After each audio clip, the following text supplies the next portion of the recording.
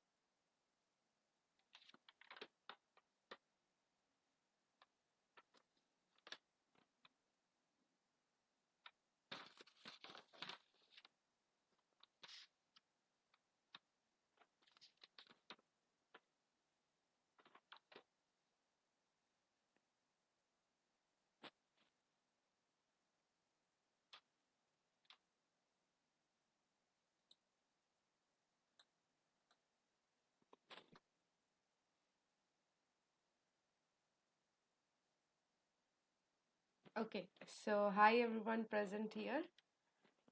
It will be good if you guys can also turn on your audio and video so that we can have an interaction. Yeah, Video of a Video. okay. So for today's session, first of all, an introduction about myself. I am Ananya Nath. I am a PMRF scholar at IIT Delhi.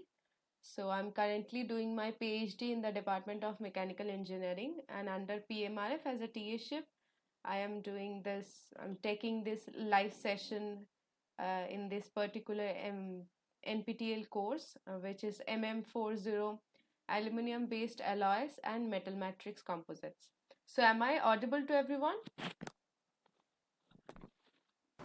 Yes, ma'am. Yes, yes.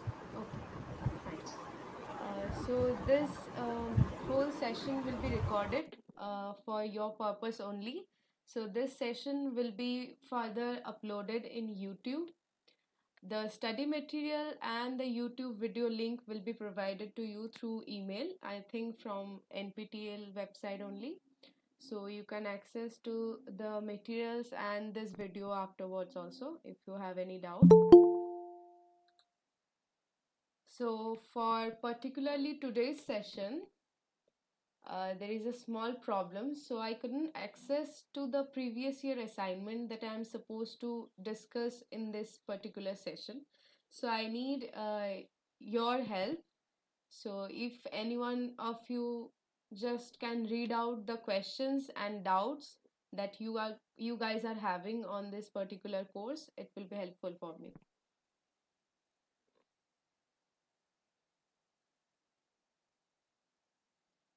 Anyone? Or if you have any particular doubt, we can just quickly discuss. Any particular topic in the first week session that includes 5 videos. Any particular doubts that you guys are having, you want me to discuss, or you want me to discuss all the videos in a brief?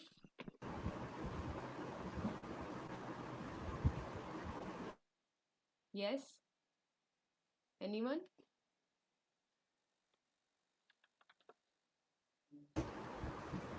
Uh, Good evening, ma'am. I'm Kiran. I have a doubt regarding the designation series. Okay. For example, 1000, 2000, it goes on till 8000. So, in silicon manganese series, Yes. apart from aluminum, whichever is the major alloying component. So, two are there. Aluminum, I mean, silicon and manganese are there. Yes. So, what percentage is required? How much percentage? See, major, in what sense we will say? Above how many percentage? So yeah, so in alloy designation, there are two types of alloys, wrought alloy or cast alloy. So the designation for these two alloys are different, as you guys know. For wrought alloys, it's 1000 series, and for cast alloys, it's 100 series. So in particularly the aluminum, silicon, magnesium one, it said that for 300 series in cast alloy, the aluminum will have the alloying element as silicon and magnesium. So your question is how much percentage, right? Yes, regarding wrought, not cast. Okay, okay, wrought. Wrought. So for wrought, there is 6000 series which has the silicon and magnesium, right? Yes. So for that, there are a lot of alloys are there which comes under this 6000 series. For example, 6061, 6065. So these all alloys will have different silicon and magnesium percentage. The silicon percentage and magnesium percentage will define their properties. So it's not like 6000 series will have only one alloy that will have a particular percentage of silicon and magnesium. it's like 6000 series have a lot of alloys, and according to the silicon percentage, the brittleness will be defined like we all know. Silicon silicon has a tetragonal shape, and also silicon has a empty d shell in their electronic configuration. So because of that reason, silicon can extend their bonds. So because of that, when you see carbon also forms a tetragonal shape, but it can only extend or make four bonds, uh, as we know. But for silicon, it generally makes four bonds, but it can extend its bonds because of that empty d shell. So because of that, silicon has a structure which is which enhances the brittleness in the material. So when silicon is added to a particular alloy, it enhances the brittleness. So according to the application, we use different types of alloys. Like in 6000 series, also 6000 series alloys are mostly used in aero components, like in aerospace components for different parts making. There also different types of or different grades of 6000 series alloys are used for different purpose, where we need more ductility or where we need more brittleness or more Young's modulus. According to that, the silicon and magnesium percentage will be there. So is it what you are asking or anything else?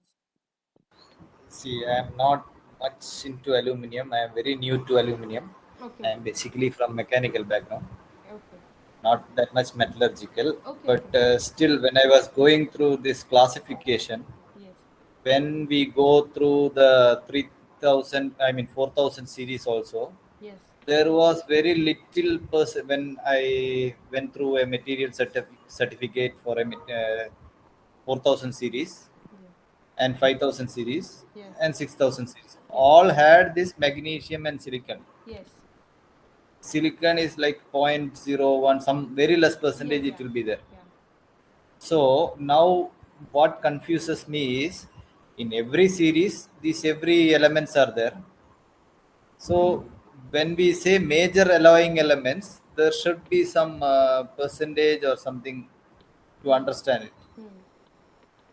So actually, if you see the 4000 and 5000 series, and then 6000 series, so 4000 series is having the main alloying element, which is silicon, and 5000 series is having the main alloying element, magnesium, whereas the 6000 series is having magnesium and silicon at the same time.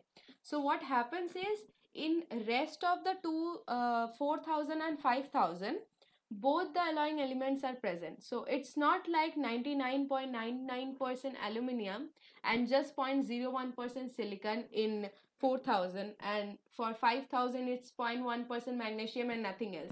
There will be other alloying elements as well, but for 4000 the silicon percentage will be more, for 5000 the magnesium percentage will be more, but for 6000 series both alloying elements are present in a reasonable amount, and also they are heat treatable.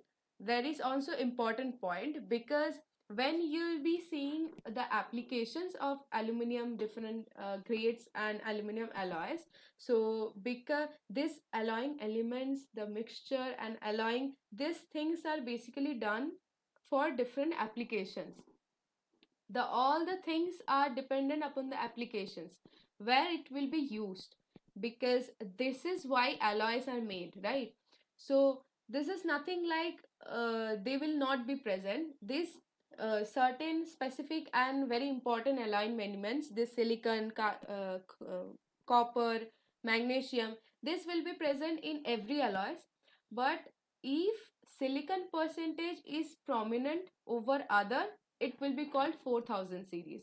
It will have certain properties, and for 5000 series, magnesium will have prominent amount, which will make some differences in terms of the properties in that 5000 series aluminum alloy.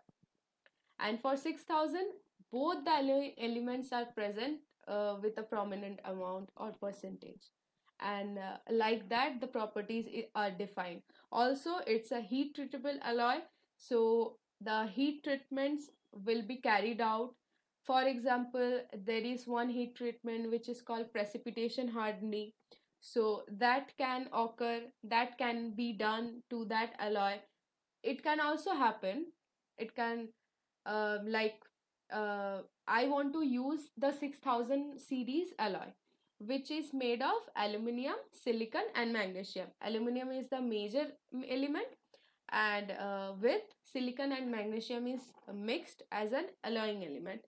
But the application needs certain properties, certain amount of brittleness or strength, or some other properties like Young's modulus or ductility, that we have to go for the precipitation hardening, where precipitations kind of Mg2Si or some precipitations will be there, which will increases the properties that we are aiming for. So these things are not that much complex, these are very easy. Whenever you'll be using aluminum alloy, you have to just search for the application that you are aiming for, because according to the application you will define the properties that you want to have in that particular aluminum alloy. So according to that properties you'll choose the aluminum alloy. That's it.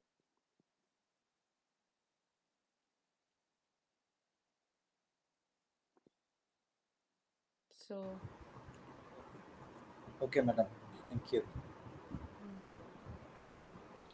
any other questions or Excuse me, ma'am. yeah, yes, Ma'am, am I audible? yes. Yeah, actually, ma'am, I had a doubt in the part where we discussed the impurities removal. In that, there was this presence of dissolved gases where we were using vacuum for the removal of impurities. Hmm. I wanted to know how exactly is Sievert's law being used there. I couldn't get that actually. Okay, so according Sievert's law is nothing but it says that the concentration and the partial pressure, these two factors are the main factors about the gases which are present inside that alloy as an impurity. So if we want to dissolve, or if we want to eliminate the gases which are present as an impurity, we need to concern with the concentration and the partial pressure of that particular gases which are dissolved in the aluminum alloy. So according to that, when the vacuum is made, there is actually there is another arrangement and setup. If you want to know in a deeper manner about the Sievert's law and how it works, so then I need to actually I need to know it about it for, like, I have to go for further studies about it, because we only know that Sievert's law work with the concentration and the partial pressure. According to that, the gases which will be eliminated using a law which is given there, which is called the concentration equal to K times partial pressure all root over, right? So if you really want to know about the setup and all the things, then I'll get back to you in the next class about the whole setup, arrangement, all the things. So will it Um, be fine? Actually, yeah, ma'am. Actually, my basic doubt was like, how is it being? I mean, what is the applicability of this thing? If you're providing that partial, if there is a particular partial pressure of the gas, like say hydrogen, which is present, Hmm. uh, so you're making a vacuum sort of a thing, which is of that pressure, or so that the gas is removed, or how is it actually working? Is my doubt. No, no. According to the partial pressure or the concentration of the gas which has been dissolved inside the aluminum alloy as an impurity, we are dealing with that partial pressure and the concentration to remove that particular gas. because if a certain amount of gas is dissolved inside the impurity, so we know this much gas is dissolved and there can be this gases, so there will be a relation between the concentration and the partial pressure of that particular gas. It's not that we are applying something from outside, like externally, and that particular thing is having this much concentration and partial pressure. We are dealing with the CD and PG of that particular gas which is dissolved inside the alloy. So Okay, I understand. But like, so why I didn't actually, what I couldn't make out was we spoke about it in when we were talking about creating a vacuum. Um, Actually, that was the perspective I wanted. Like, how do you, like, how is vacuum coming into picture here? Like, how are you doing that, basically? one is like there is gas purging, where inert gas is passed, and through the inert gas the bubbles will be generated, and the hydrogen which is dissolved inside the alloy will be come out from the alloy through the bubbles. So according to me, I am not very aware of the actual arrangement and the experimentation of this Sievert's law by which dissolved gases are coming out. So according to me, it can happen like uh, similarly like gas purging, vacuum is generated, because of which these gases are coming out, and according to their concentration and partial pressure, they are just being they are just coming out. So this thing I really need to see further. Okay. Yeah, ma'am. I think I got a basic thing about it. I'll also go through it once. Thank you.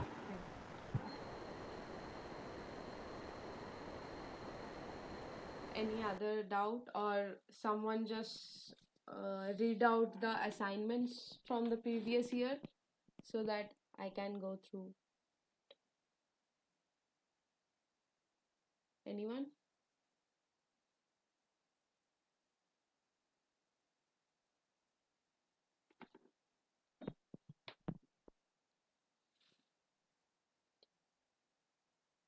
Should I brief about all the 5 lectures, because it will take a lot of time?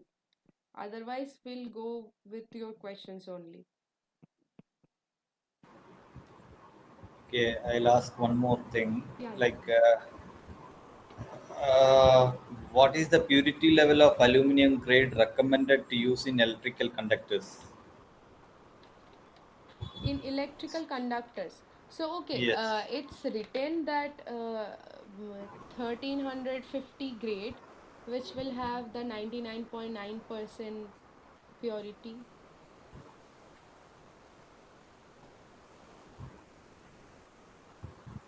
30. I didn't get you, ma'am. So, it's recommended that for electrical conductors, you go with the 1000 series, particularly 1350 grade. So as it's 1350, so it will have 99.50 percentage of purity in the aluminum alloy. That means 99.50 is recommended. Yeah, and it is used also, not only recommended. Um,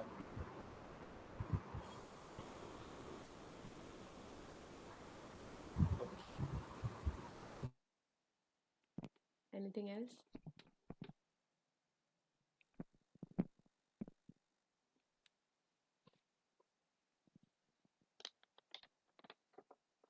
So I have also made one kind of notes of that particular 5 videos of week 1. If you guys want, I can just make a PDF and upload it as well. And if you guys have already made the notes, it's fine. So you guys can suggest me, because as of for week 1, I don't have any presentation right now, because what I made was for the current assignment. but I was not aware of the previous year assignment. That's why I am asking you for the previous year assignment. If anyone of you just could present the questions, we can discuss.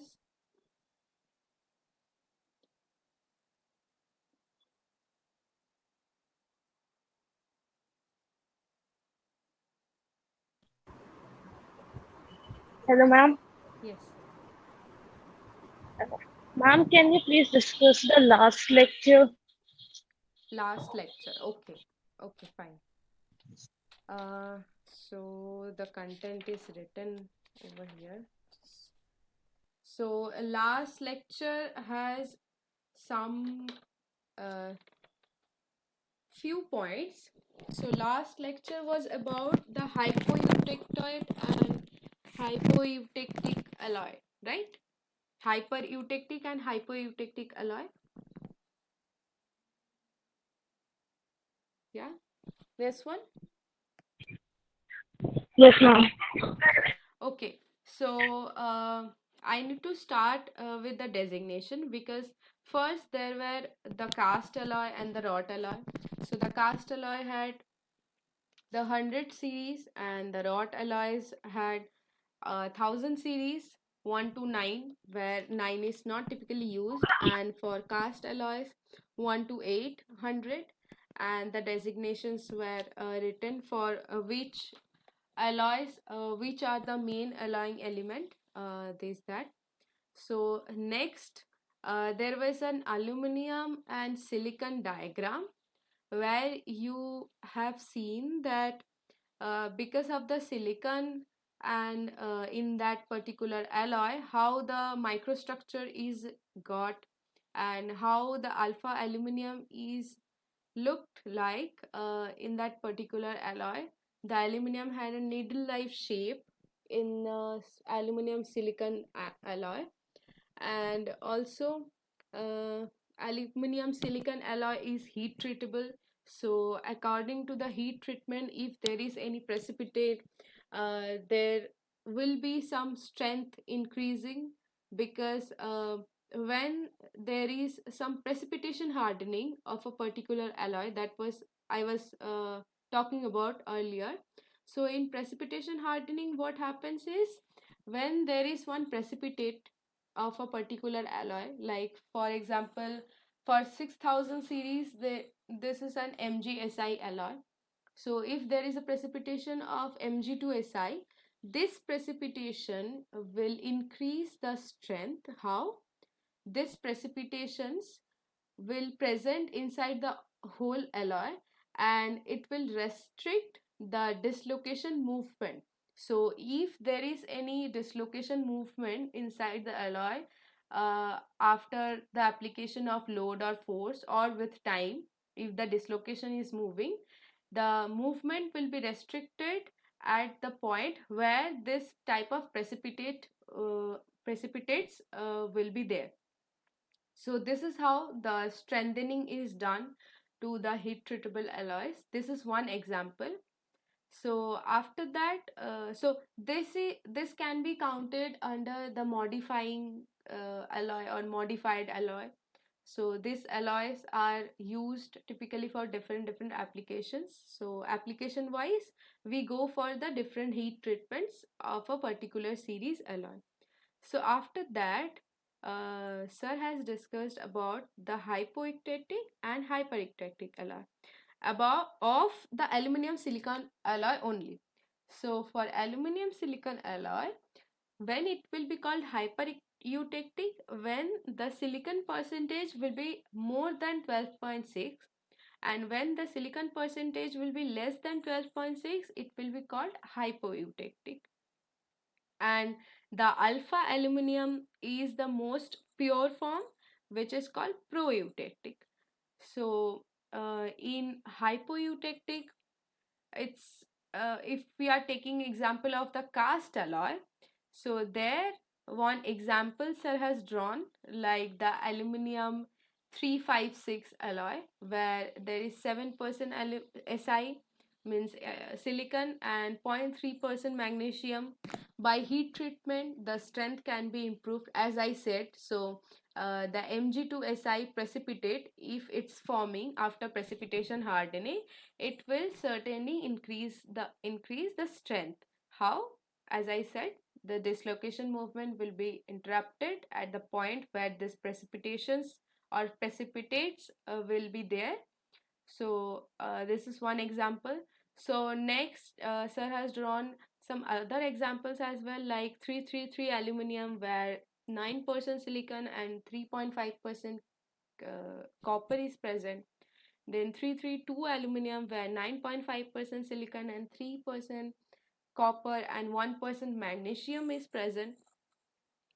So apart from these alloys are cast alloys of aluminum, and also according or based on the properties of aluminum itself, these all alloys have a very good corrosion resistance, good weldability, and low density. We already know from the previous lectures that silicon has a characteristics like fluidity.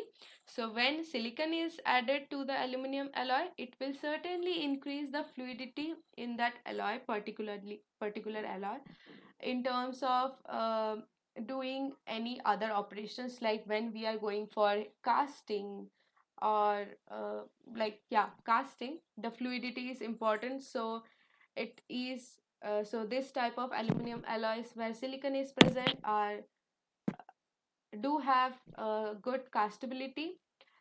And this type of aluminum alloys 300 series, so they have low density and good weldability. And also, as I said, due to the structure, that tetrahedral and extendable structures of Si or silicon, it provides very high hardness. Whereas for hypereutectic alloy, in hypoeutectic, silicon percentage is lesser, but for hypereutectic, the silicon percentage is certainly very high, because it's more than 12%, which is very high. And for that reason, there some primary silicon uh, structures are seen inside that hypereutectic alloy. In hypoeutectic alloy, there is only aluminum alloy where the needle like alpha aluminum eutectic alloy is seen. But for hypereutectic alloy, along with that needle like structures, so if you want me to draw something, I can present also. Should I? No, ma'am. Actually, there was one more topic, growth of SI, Yeah, in which I there am were coming to that. So that comes under the hypereutectic alloy. So in hypereutectic alloy, what happens is, should I draw? I don't have any problem. I can just simply open. Okay, go ahead.